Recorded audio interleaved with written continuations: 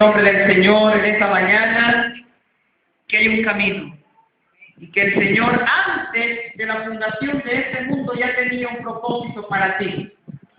Dios nos ha predestinado a todos nos ha predestinado el Señor, pero para salvación, no queriendo que ninguno se pierda, dice Jesús, sino que todos procedan al arrepentimiento.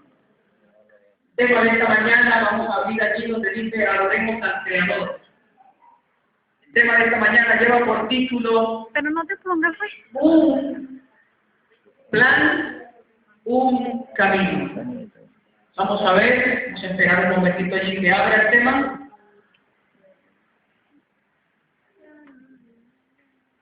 Vamos a ver si se ve la letra, si no vamos a usar solo un plan, solo un camino. Este tema es sumamente importante, ¿sabes?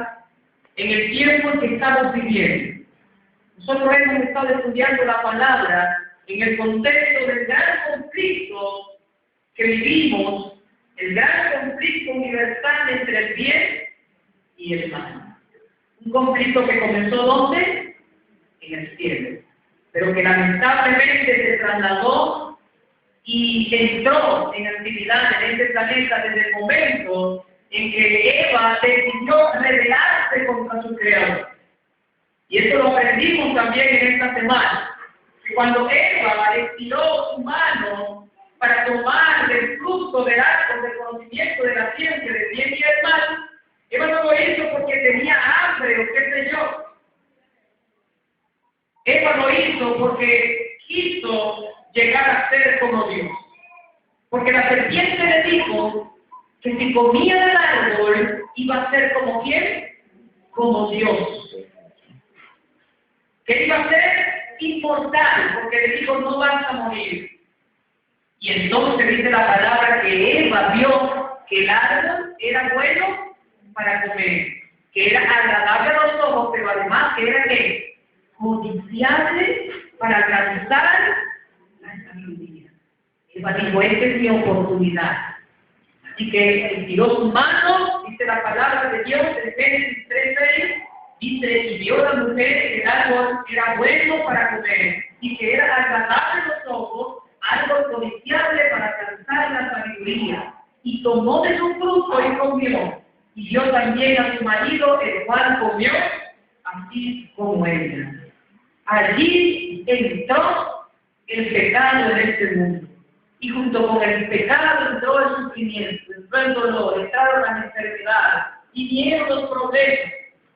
La consecuencia del mal, entonces, lamentablemente, se apoderó de este mundo. Pero, mis queridos, ya Dios tenía un plan para hecho, trazado. Y prácticamente desde el mismo momento en que el hombre cae en pecado, Dios viene e introduce su plan de salvación. Un plan de salvación, no hay 2 ni 3 planes, solamente un plan de salvación trazado por Dios, un plan perfecto para la salvación del ser humano. Pero en el tiempo en que vivimos, lamentablemente han surgido muchas teorías por allí, muchas falsas creencias. Algunos creen que Dios en el pasado obraba de una manera diferente y salvaba de una manera diferente. Pero que de Jesús, después de la muerte de Jesús en el Calvario, ahora la salvación es de forma totalmente distinta. Y entonces dice, no, porque aquel era un tiempo en el cual se vivía conforme a la ley y ahora estamos en un tiempo de gracia. Y por eso entonces ya no debemos guardar los mandamientos. Eso es de sábado, de guardar el sábado, ya es abolido, porque eso era para otro pueblo, para otra gente. Yo quiero decirte en el nombre del Señor que Dios ha tenido en todo momento solamente una forma de salvar al ser humano. Y en todo momento ha tenido solamente una forma de adoración. Y es necesario que nosotros entremos en esa adoración al Creador, porque es el llamado que se nos hace en este tiempo. Temer a Dios y darle gloria, porque la hora del juicio ha llegado. Pero a este mensaje se le conoce como el mensaje del Evangelio eterno. Y que el Evangelio no es algo nuevo. El Evangelio es un mensaje que se introduce desde el principio mismo de la caída del hombre. Allí está la buena noticia. Dios introdujo rápidamente una buena noticia.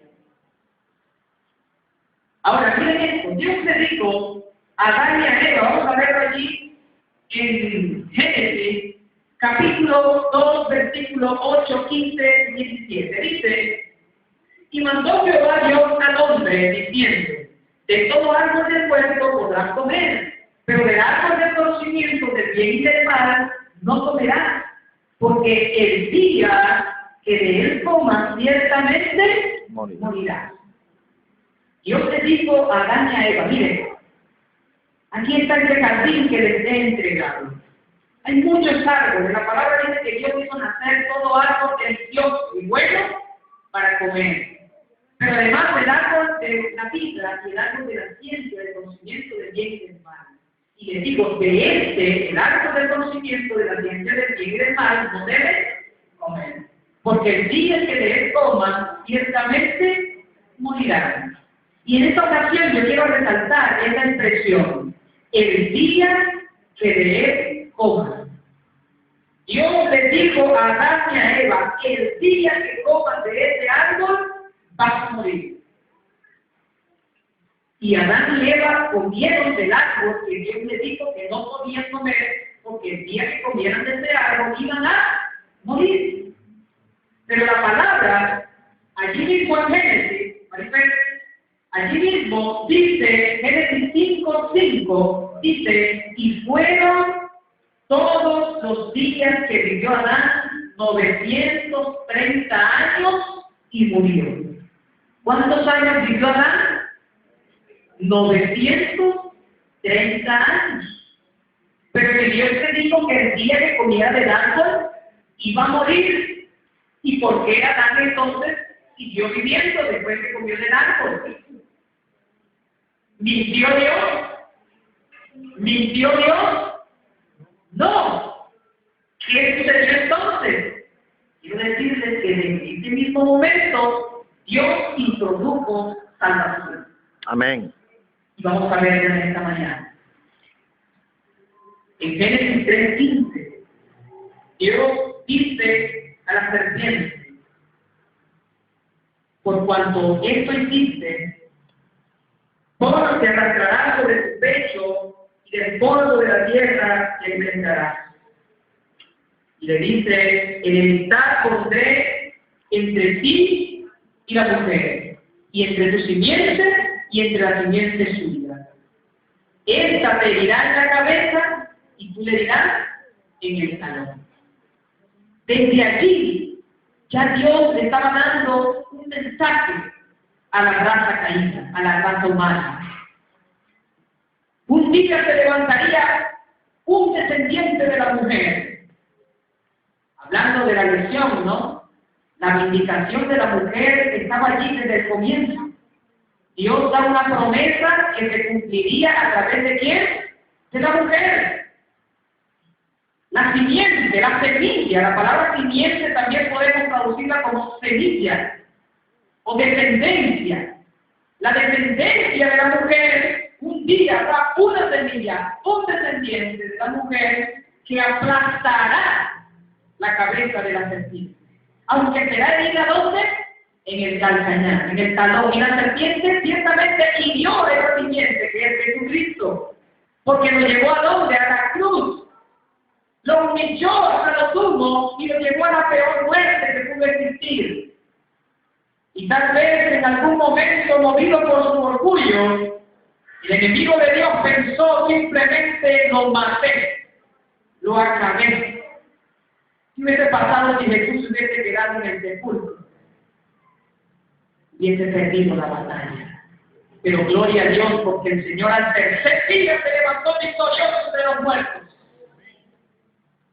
Y allí le dio la estocada final al diablo. Así que nosotros no tenemos un Cristo muerto. Tenemos un Cristo vivo y que reina por los siglos de los siglos.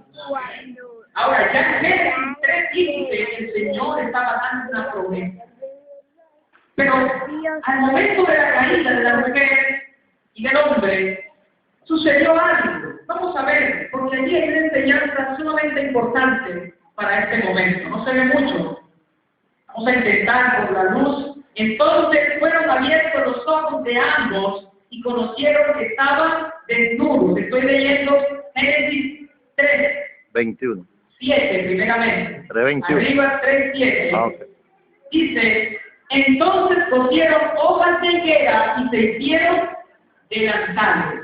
La palabra de Dios dice que cuando Adán y Eva comieron del fruto prohibido, se dieron cuenta que ahora estaban como desnudos. ¿Saben? Creemos que Adán y Eva cuando fueron creados estaban revestidos. Había unas vestiduras que cubrían sus cuerpos, dadas por Dios.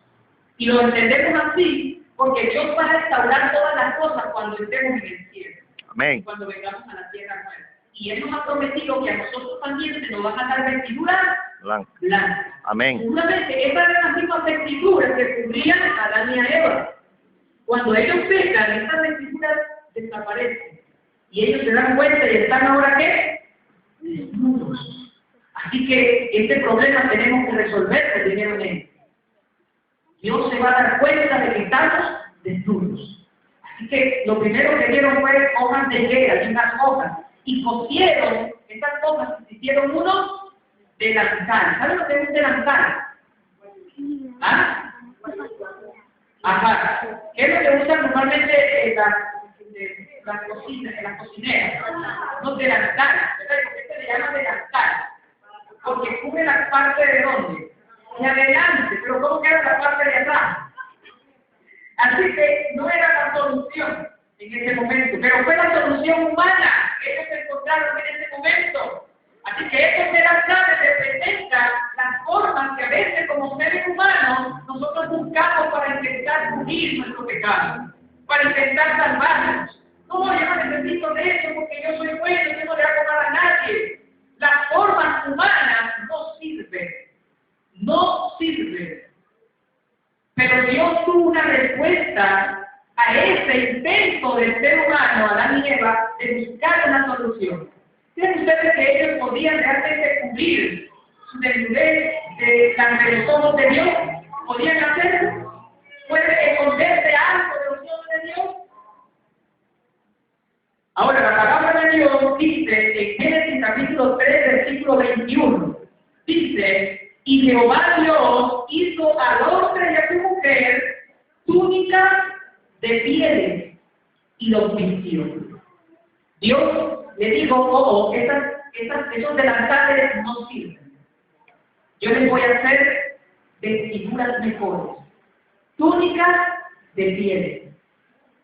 Así que Dios le hizo esas túnicas que sí cubrían tanto por delante como por detrás y los vistió. Ahora, hay algo importante en que las túnicas que Dios le colocó eran túnicas de piel. ¿De qué se fabrica una túnica de piel? Tiene que ser de una piel de un animal. Así que ese día allí hubo un sacrificio. Hubo un sacrificio. Un cordero o dos corderos. ¿Y cómo sabemos que eso fue así? ¿Cómo sabemos que eso fue así? Que allí hubo un sacrificio de un cordero, porque así lo enseña la palabra de Dios. Vamos a ir al libro de Apocalipsis. Apocalipsis 13:8, hablando de la batalla final entre la Babilonia, entre las bestias, entre las falsas doctrinas y la verdad del Evangelio, dice, hablando de la bestia, dice, y adoraron todos los moradores de la tierra. Miren lo que dice después, cuyos nombres no estaban escritos en el libro de la vida del Cordero que fue inmolado desde el principio del mundo. El libro de la vida del Cordero que fue inmolado desde el principio del mundo. Y esa expresión Cordero allí aparece con una C mayúscula. ¿Saben por qué? porque esta expresión cordero hace referencia a Jesucristo. Vamos a pasar a la siguiente, porque en Juan capítulo 1, versículo 29, sucede algo interesante. Jesús viene a Juan de Bautista para ser bautizado. Y cuando Juan de Bautista ve a Jesús, miren la expresión de Juan. Dijo, he aquí el Cordero de Dios que quita el pecado del mundo. A Jesús, Juan lo llamó el Cordero de Dios que quita el pecado del mundo. ¿Ustedes creen que eso fue una expresión casual que se le ocurrió allí a Juan en ese momento? No. Juan conocía el plan de salvación, conocía la palabra de Dios, y él vio en Jesús la simiente prometida, la descendencia de la mujer, y cuando ve a Jesús que viene, exclama, he aquí el Cordero de Dios que quita el pecado del mundo. Y en Apocalipsis dice, el Cordero que fue inmolado, muerto, desde el principio del mundo. Así que Jesús realmente, su muerte no comenzó a salvar desde la cruz, sino que ese día, cuando Jesús estuvo allí, porque fue Jesús ese que se apareció a Adán y a Eva, allí en el Edén, fue el mismo Jesús. Se le apareció y entonces les dijo, habrá una simiente que aplastará a la serpiente por su cabeza. Y este Jesús fue el mismo que instituyó el sistema de sacrificios. ¿Qué es eso? El sistema de sacrificios, ya lo vamos a ver. Pero es importante que presten atención, porque esto nos va a ayudar a entender cuán importante es que nosotros entendamos que Jesucristo es el único camino para llegar al reino de los cielos. El sistema de sacrificios.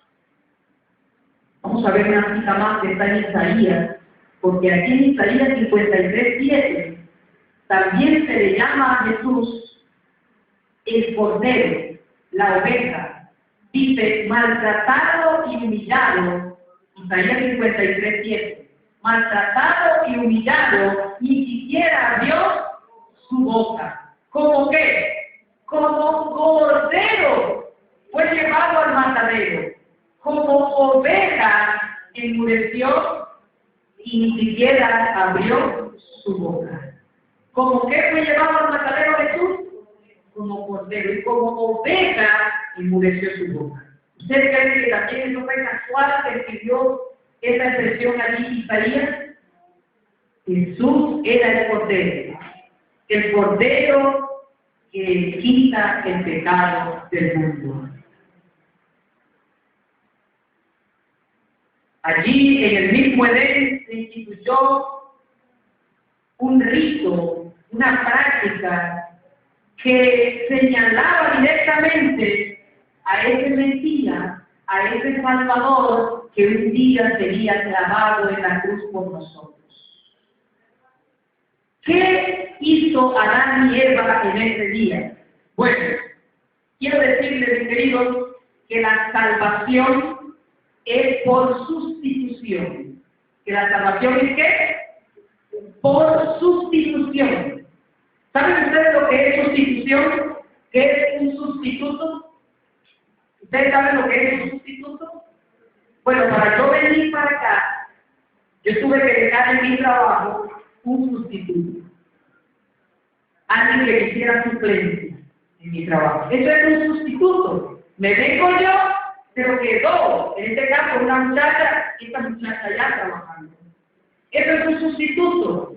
Una madre sustituta. ¿Saben lo que es una madre sustituta? ¿Ah?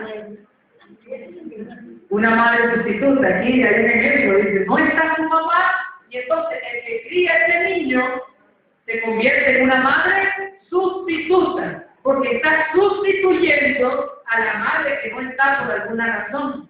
Hay veces niños que lamentablemente tienen sus madres pequeñitos, y entonces es necesario un padre y una madre sustituta. Ahora le estoy diciendo que la salvación es por sustitución.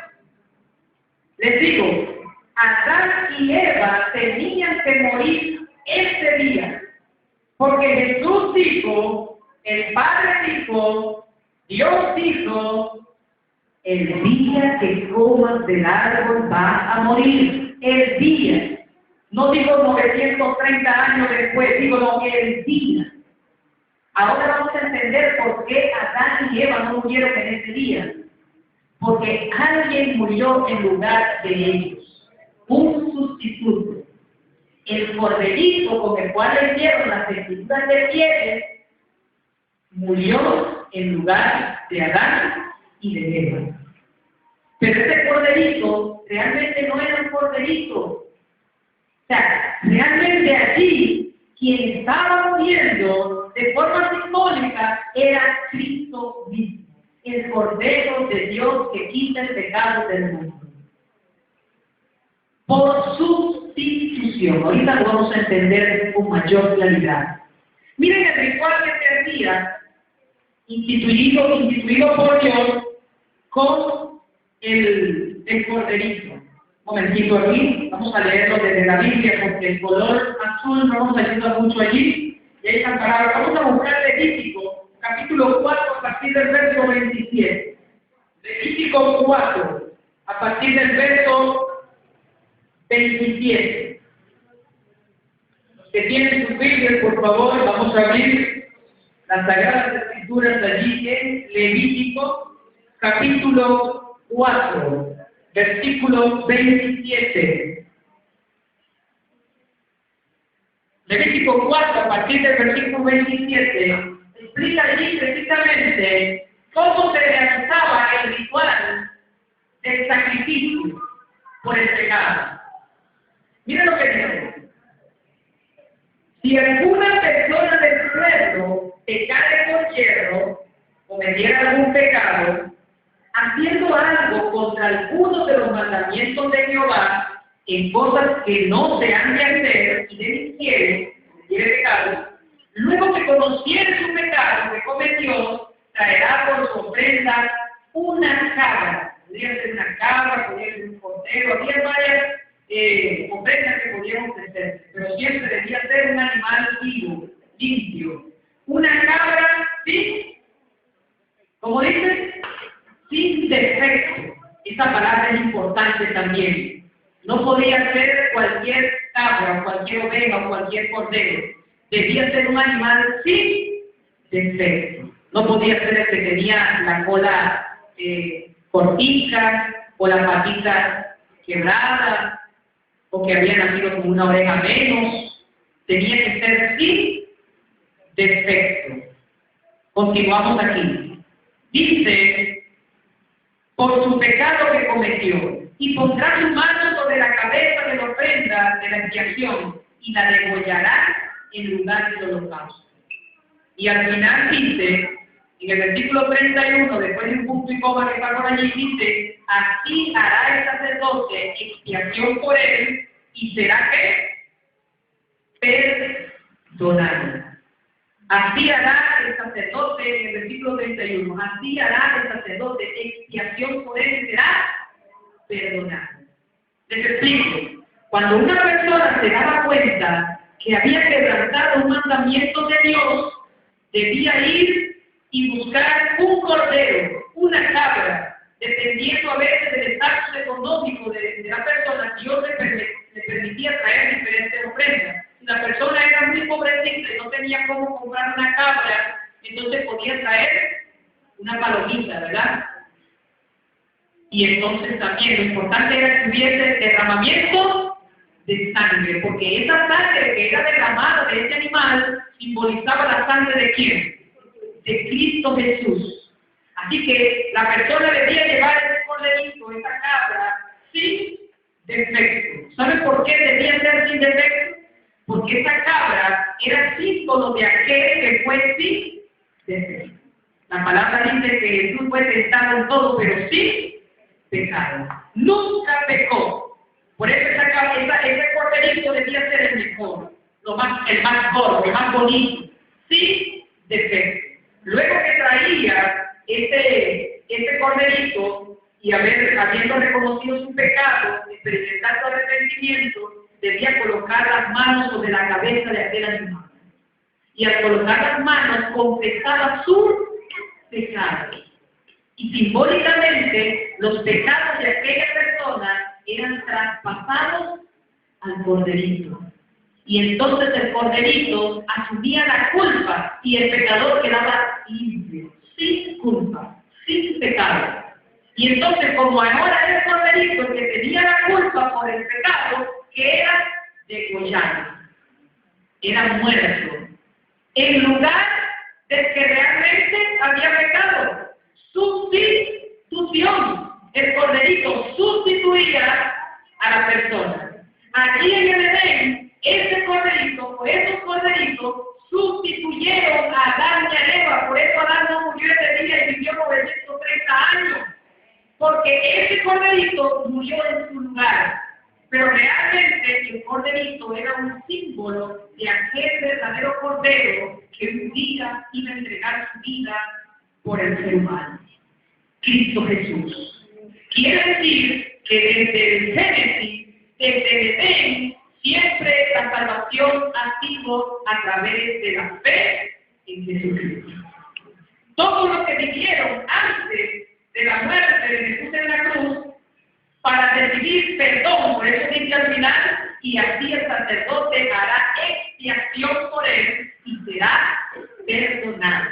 Todos los que vivieron antes de la muerte de Jesús en la cruz tenían que practicar ese rito para recibir perdón, porque a través de ese ritual ellos manifestaban fe en un Salvador que pronto habría de venir.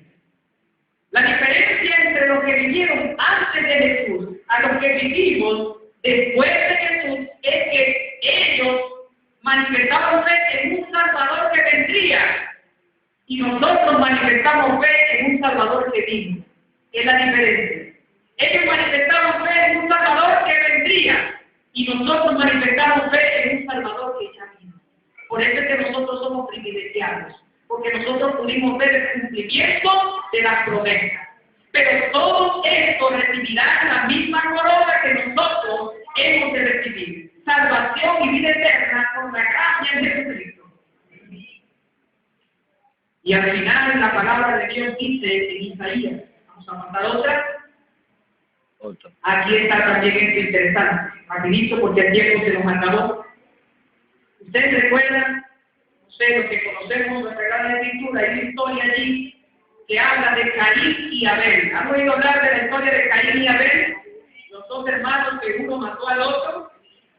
Bueno, la palabra de Dios dice que estos fueron los dos primeros hijos de Adán y de Eva. Y dice que Caín, que era el primogénito, el mayor, se convirtió, fue un agricultor. Pero Abel era un pastor de ovejas. Y dice la palabra que andando el tiempo, Caín trajo una ofrenda a Dios y trajo del fruto de la tierra, de lo que él cultivaba en su campo. Pero Abel también trajo una ofrenda y su ofrenda fue un cordero, de lo más gordo de su rebaño. Y dice la palabra que Dios dio con desagrado la ofrenda de Caín. No le agradó, no aceptó la ofrenda de Caín, pero sí aceptó la ofrenda de Abel. ¿Por qué creen ustedes que Dios no aceptó la ofrenda de Caín, pero sí aceptó la ofrenda de Abel? ¿Y por qué era mala la ofrenda de Caín y por qué la de Abel era buena? Porque Abel dio con el corazón. Porque Abel dio con el corazón. O sea, dio... Tiene razón, pero yo quiero que tengamos algo más claro. La ofrenda de Abel estaba conforme a lo que Jehová Dios había instituido. Estaba limpia. ¿Cuál era el plan de salvación? ¿Cómo se simbolizaba el plan de salvación? A través de un cordero. Sin defecto. Desde el Edén, Dios introdujo esa forma de adoración. Así que cuando Caín lleva una fruta, es verdad, es que su corazón es malo, pero el corazón es malo y se manifiesta en su acción. ¿Ves? Es cordero, porque la palabra dice que sin derramamiento de sangre no hay perdón de pecados. Ahora entendemos que nosotros no podemos hacer las cosas a nuestra manera. No es como yo digo. No, cada quien adora al Señor a su manera. Mentira. Dios no acepta la adoración si no es conforme a lo que Él ha establecido. De forma, mis queridos hermanos, que nosotros tenemos gran responsabilidad con nuestros hermanos de otras denominaciones religiosas, que no están realmente adorando conforme a lo que Dios ha establecido. Yo quiero decirte en esta hora, solamente hay un camino, hay una forma de oración, y ese camino es Jesucristo. Y la forma de oración es conforme a lo que Dios ha establecido desde el principio. Dios no muda, Dios no cambia. Dios no es hombre para equivocarse, para en el pasado dar una cosa y ahora decir no, vamos a cambiar eso porque es una figura, es una carga muy pesada. Ahora vamos a hacer el evangelio un poco más liviano. No, mis queridos, Dios, lo que Dios establece, lo establece para siempre. Y a eso no hay ni que quitarle ni que ponerle. Así que vamos a ver el último texto, vamos a pasarlo hasta el final, porque el tiempo se nos ha terminado allí. Hechos capítulo 4, versículo 12. Dice, y en ningún otro hay salvación, porque no hay otro nombre bajo el cielo dado a los hombres en que podamos ser salvos. Amén. Y en ningún otro hay salvación. Mi querido amigo, mi querida amiga, mi querido hermano, yo quiero decirte en esta mañana, en esta hora, solamente Cristo Jesús es el camino, la verdad y la vida. Solamente Jesucristo es el que puede restaurarnos y darnos la vida eterna. Y solamente Jesucristo, conforme a lo que Él ha instituido, es quien nos permite, pues, es necesario que adoremos a nuestro Dios con corazón humilde, con disposición. Abel manifestó un corazón humilde, porque hizo lo que Dios le pidió. Caín manifestó un corazón orgulloso, un corazón rebelde. Señor, yo no tengo cordero, así que yo voy a adorar conforme a lo que yo quiero. Eso es lo que yo tengo y eso es lo que yo te voy a dar. Cuidado con eso. Eso de que cada quien adora a Dios a su manera, eso es otra de las mentiras que el enemigo ha introducido en estos últimos tiempos. Dios dice blanco, Él dice negro. Dios dijo sábado, Él dice domingo.